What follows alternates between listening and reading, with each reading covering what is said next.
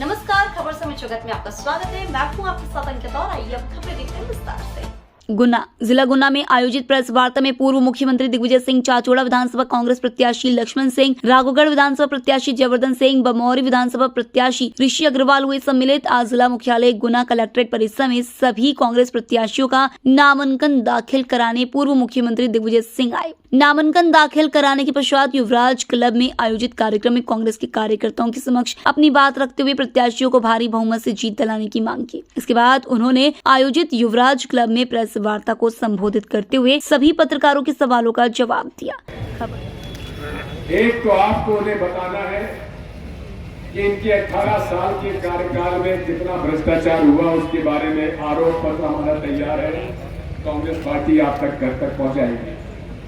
और दूसरा, अगले 5 साल में कांग्रेस पार्टी क्या वादा करती है वो आपको पैम्फलेट हर घर में पहुंचाना है। आप तो और ज्यादा कुछ नहीं करना। घर घर जाओ, नमस्कार करो, बुजुर्गों के पैर छुओ और कहो कि ये आरोप पत्र है 18 साल का काला चिट्ठा भारतीय जनता पार्टी का, और हमारी सरकार आती है तो ये हमारे वादे हैं, और वादे अगर पूरे ना हो तो 2028 में आप हमारे से हिसाब ले लें।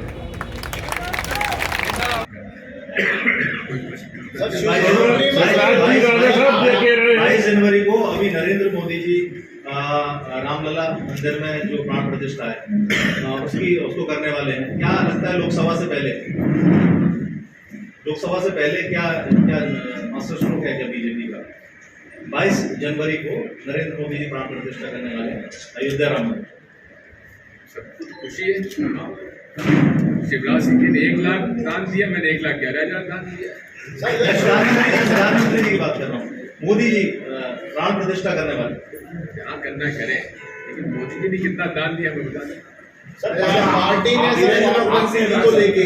वीरेंद्र रघुवंशी जी को लेके लोग नाराज हैं, उनको टिकट नहीं मिला है। तो ये बात मैं बताता हूँ, बहुत कुछ हद तक उनकी नाराजगी स्वाभाविक है, क्योंकि हम लोगों ने उनसे बातचीत की थी, चर्चा की थी और उनको वादा भी किया था। लेकिन फिर ये सोचा गया कि लोगों को पता पड़ा कि यशोधरा सिंधिया जी, राजेश सिंधिया जी शिवपुरी छोड़ रहे हैं, तो ये लोगों को लगा हमारी लीडरशिप को कि वो सिंधिया जी वहाँ से लड़ने वाले, कई मंत्री कई लड़ने वाले थे, लड़ भी रहे। इस बात को लेकर जिले में कौन सबसे अच्छा ताकतवर नेता है जो कि चुनाव लड़ सकता है सिंधिया जी के खिलाफ, तो केपी सिंह जी को आमंत्रित किया गया। तो त्रिचौर की अपनी सेम कॉन्स्टिट्यूंसी थी उसको छोड़कर शिवपुरी आए और शिवपुरी में आकर उन्होंने काम चालू किया। अब विलम्ब हो गया, विलम्ब में सिंधिया जी का नाम आखिरी दिनों में आया, नहीं आया, तो उससे फिर ये हुआ कि भाई तय तो ये हुआ था कि उसमें वो वापस पिछोड़ चले जाएंगे और वीरेंद्र रघुवंशी यहाँ से। लेकिन फिर जो भी कारण रहा हो, केपी सिंह जी शिवपुरी से चुनाव लड़ रहे हैं और पिछोड़ लेकिन वीरेंद्र रघुवंशी के साथ जो हुआ है, मुझे इस बात का खेद है और मैं इस बात को कह सकता हूँ कि नाराजगी होना उसकी स्वाभाविक है, लेकिन मैं मुझे इस बात की धन्यवाद दूंगा, बहुत बहुत आभार मानूंगा। इन्होंने तय कर लिया, मुझसे मिलकर गए कि मैं तो कांग्रेस का था, सिंधिया जी की वजह से मैं भाजपा में गया था। जब सिंधिया जी वहाँ चले गए तो मुझे तो कांग्रेस में आना था, तो वो कांग्रेस में अब शामिल हो गए हैं और कांग्रेस के लिए वो प्रचार करेंगे। न मैंने टिकट बांटे, न मैंने बदलाव किया। इसलिए कमलनाथ जी ये बात क्यों कहते हैं कि जयवर्धन सिंह जी और दिग्विजय सिंह जी के कपड़े फाड़ो, चाहे वो मजाक में पड़े, कितने बड़े लीडर को। कमलनाथ जी का मेरा 40 साल का दोस्ताना है।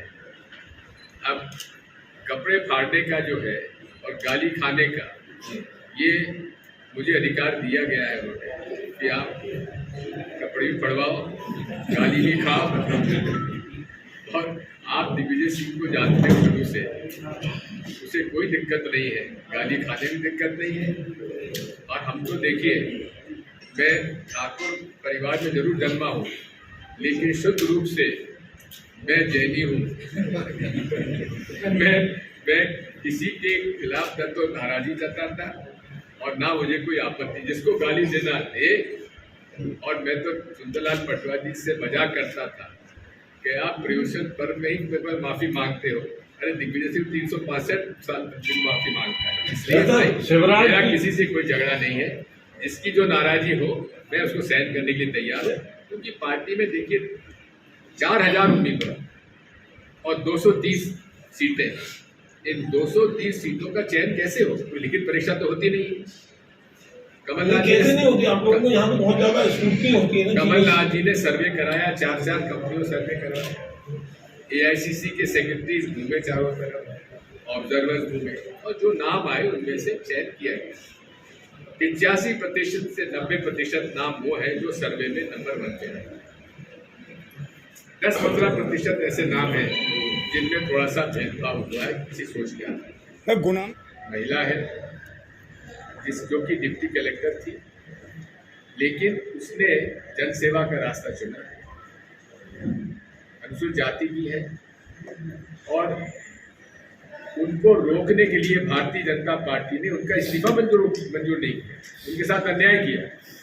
उन्होंने जब पदयात्रा की तो उन्होंने मुख्य सचिव से मिलने का समय मांगा। क्या डिप्टी कलेक्टर को अपने मुख्य सचिव से मिलने का भी अधिकार नहीं है? उसको रोका गया, उसके कपड़े फाड़ दिए गए, बाबा साहब अम्बेडकर के चित्र को फाड़ दिया गया, अपमानित किया। मेरा तो ये कहना है जिन पुलिस कर्मियों ने ऐसा किया है उनको दंडित करना चाहिए और उनके ऊपर SC एट्रॉसिटी एक्ट लगाना चाहिए। टिकट देने से कमलनाथ जी ने मना किया नहीं किया मुझे जानकारी नहीं है। इतना जरूर है कि वहाँ टिकट पहले तय हो गया था, उनका घोषणा हो गई है। अब अगर रिव्यू करना है तो पार्टी कर सकती है। शिकायत की गई सलमान खुर्शीद और जयराम रमेश जी के द्वारा जाकर ये जो वायलेशन है कोड ऑफ कंडक्ट का, उसको लेकर की गई गोविंद सिंह राजपूत की विधानसभा। अब उनके खिलाफ तो FIR दर्ज हो गई है, गिरफ्तारी उनकी होना चाहिए। उनका जो चुनाव लड़ने का फॉर्म है वो रिजेक्ट होना चाहिए।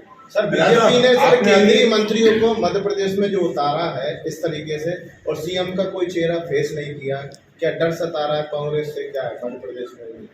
की बात यह है कि मोदी जी अपना कचरा साफ कर रहे हैं दिल्ली से।